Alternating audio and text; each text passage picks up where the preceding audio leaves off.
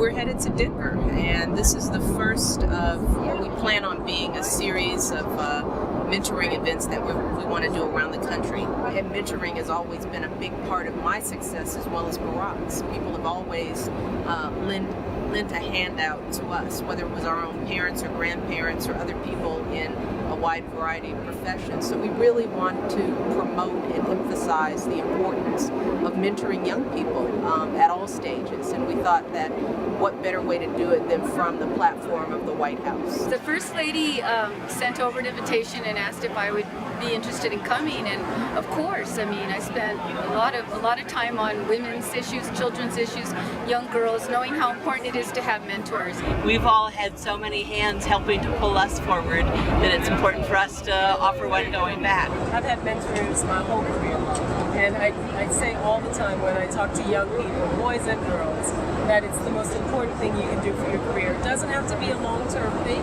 but it has to happen. We all need to make sure and extend a hand and pull some folks along with us, and I take that pretty seriously. Barack and Michelle Obama aren't unique. There are millions of young people like us who come from modest backgrounds, modest means, who have been able to use hard work, determination, and a lot of self-confidence to sort of move through life despite, what people think you can or can't do. All of us sort of feel that when we look at you, we see a part of ourselves in each of you. I know I do. It's a very exciting synergy of pairing together potential women leaders of tomorrow with the women leaders of today.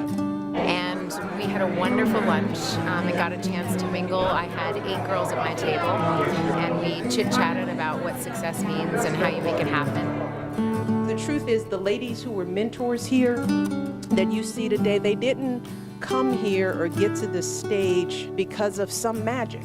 And that's a point that I make every time that I talk to young people. I want them to look at me not as the First Lady of the United States of America, but I want you to first see me as Michelle Obama, a girl from the South Side of Chicago who went to public schools, whose parents were working class folks. There is no magic to being here.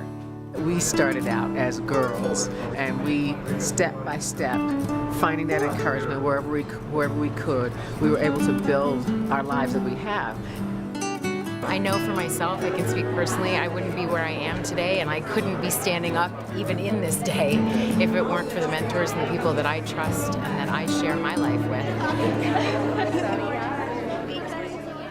And then after the luncheon, all the mentors, or most of them, are going to fan out to local public schools. I'm going to go to Denver South High School. Now is the time to practice being good people, because ultimately, that's really all that matters. If you're a great bus driver and a good person, if you're a great ice cream scooper and a good person, you're adding value to the society, truly. But the practice is now.